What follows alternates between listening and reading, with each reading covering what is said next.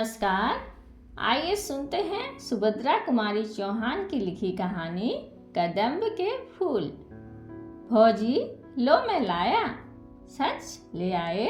कहाँ मिले? अरे बड़ी मुश्किल से ला पाया भौजी। तो मजूरी ले लेना। क्या दोगी? तुम जो मांगो।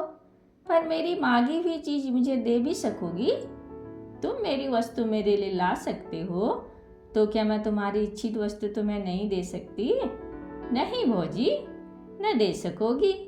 फिर क्यों नाहक कहती हो? अब तुम ही न लेना चाहो तो बात दूसरी है, पर मैंने तो कह दिया, तुम जो मांगोगे मैं वही दूंगी। अच्छा, अभी जाने दो, समय आने पर मांग लूंगा। कहते हुए मोहन ने अपने घर की राह ली। दूर से आती हुई भामा की सांस ने मोहन को कुछ दोने में लिए हुए घर के भीतर जाते देखा था, किंतु वह ज्यों ही नजदीक पहुंची, मोहन दूसरे रास्ते से अपने घर की तरफ जा चुका था। वे मोहन से कुछ पूछ न सकी, परंतु उन्होंने यह अपनी आंखों से देखा था कि मोहन कुछ दोने में लाया है, किंतु क्या लाया है यह न जान सकी। घर आते उन्होंने बहू से पूछा, मोहन दोने में क्या लाया था? भामा मन ही मन मुस्कुराई, बोली, मिठाई। बुढ़िया क्रोध से तिल मिला उठी, बोली, इतना खाती है, दिन भर बकरी की तरह मुँह चला ही करता है, फिर भी पेट भरता नहीं। बाजार से मिठाई मंगा मंगा कर खाती है। अभी मैंने देखती तो क्या तू कभी बतलाती? भामा मुस्कुराते हुए बोली, तो बतलाती क्यों? कुछ बतलाने के लिए थोड़ी ही मंगवाई थी। क्या मैं घर में कोई चीज ही नहीं हूँ? तेरे लिए तो मिठाई के लिए पैसे हैं। मैं 4 पैसे दान दक्षिणा के लिए मांगूं तो सदा मुंह से ना ही निकलती है। तेरा आदमी है तो मेरा भी तो बेटा है। क्या उसकी कमाई में मेरा कोई हक ही नहीं? मुझे तो 2-4 सूखी रोटी छोड़कर कुछ भी न नसीब हो, और तू मिठाई मंगा मंगा के खाए। कल ले तेरा जितना जी चाहे, भगवान ऊपर से देख रहा है, वह तो सजा देगा ही। भामा मुस्कुराते हुए बोली, क्यों कोस रही हो माँ जी? मिठाई एक दिन खा ही ली तो क्या हो गया? अभी रखी है, तुम भी ले लेना। चल रहने दे, अब इन मीठे पुचकारों से किसी और को बहकाना। मैं तेरे हाल सब जानती हूँ। तू समझती होगी कि तू जो कुछ करती है वह कोई नहीं जानता। मैं तो तेरी नस नस पहचानती हूँ। दुनिया में बहुत सी औरतें देखी हैं, पर सब तेरे तले तले। भामा मुस्कुराते हुए बोली, सब मेरे तले तले ही न रहेंगी तो क्या करेंगी? क्या मेरी बराबरी कर लेना मामूली बात है? मैं ऐसी वैसी थोड़ी हूँ। चल चल, बहुत बड़प्पन न बघार, नहीं तो अब बड़प्पन निकाल दूंगी। भामा अब कुछ चिढ़ गई, बोली, बड़प्पन कैसे निकालोगी माँ जी? क्या मारोगी? माँ जी को और भी क्रोध आ गया, बोली, मारूंगी भी तो मुझे कौन रोक लेगा? मैं गंगा को मार सकती हूँ, तो क्या तुझे मारने में कोई मेरा हाथ पकड़ लेगा? मारो, देखूं कैसे मारती हो। मुझे वो बहू न समझ लेना जो सांस की मार चुपचाप सह लेती है। तो क्या तू भी मुझे मारेगी? बाप रे बाप, इसने तो घड़ी भर में मेरा पानी उतार दिया। मुझे मारने को कहती है। आने दे गंगा को। मैं कहती हूँ कि भाई, तेरी स्त्री ही मार सहकर अब मैं घर में न रह सकूंगी। मुझे अलग झोपड़ा डाल दे, मैं वहीं पड़ी रहूंगी। जिस घर में बहू सांस को मारने के लिए खड़ी हो जाए, वहाँ रहने का धर्म नहीं। यह कहते कहते माँ जी जोर जोर से रोने लगी। भामा ने देखा कि बात बहुत बढ़ गई, अतः वह बोली, मैंने तुम्हें मारने को तो नहीं कहा माँ जी, क्यों झूठ मूठ कहती हो? हाँ, मैं मार तो चुपचाप किसी की न सहूंगी। अपने माँ बाप की न सही तो किसी और की क्या सहूंगी? चुपचाप न सहेगी तो मुझे भी मारेगी ना? वही बात तो हुई। या मखमल में लपेट लपेट कर कहती है, तो क्या मेरी समझ में नहीं आता? माँ जी ने जोर जोर से रोने के कारण आसपास की कई स्त्रियां इकट्ठी हो गई। कई भामा की तरफ सहानुभूति रखने वाली थी, कई माँ जी की तरफ। पर इस समय माँ जी को फूट फूट कर रोते देखकर सबने भामा को ही भला बुरा कहा। सब माँ जी को घेर कर बैठ गई। भामा अपराधिनी की तरह घर के भीतर चली गई।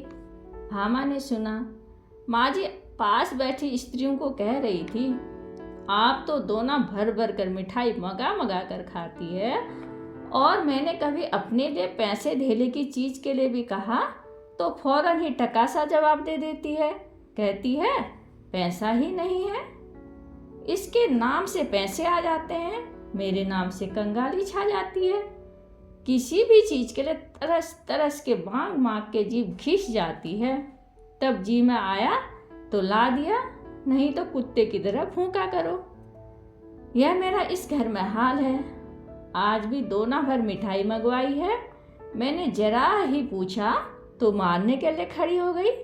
कहती है मेरे आदमी की कमाई है, खाती हूँ, किसी के बाप का खाती हूँ क्या? उसका आदमी है तो मेरा भी तो बेटा है, उसका 12 आने का हक है तो मेरा भी 4 आने का हक तो होगा ही। पड़ोस की एक दूसरी बुढ़िया बोली, राम राम, यही पढ़ी लिखी होशियार है, पढ़ी लिखी है तो क्या हुआ, अकल तो कौड़ी बराबर नहीं है। तुमने भी 9 महीने पेट में रखा बहन, तुम्हारा तो 16 आने का हक है। बहू को बेटा माँ के लिए नौकरानी बनाकर लाता है, वह तुम्हारे पैर दबाने और तुम्हारी सेवा करने के लिए है। हमारा नंदन तो जब तक बहू मेरे पैर नहीं दबा लेती उसे अपनी कोठरी के अंदर आने ही नहीं देता। अपना ही माल खोटा हो तो परखने वाले का क्या दोष बहन?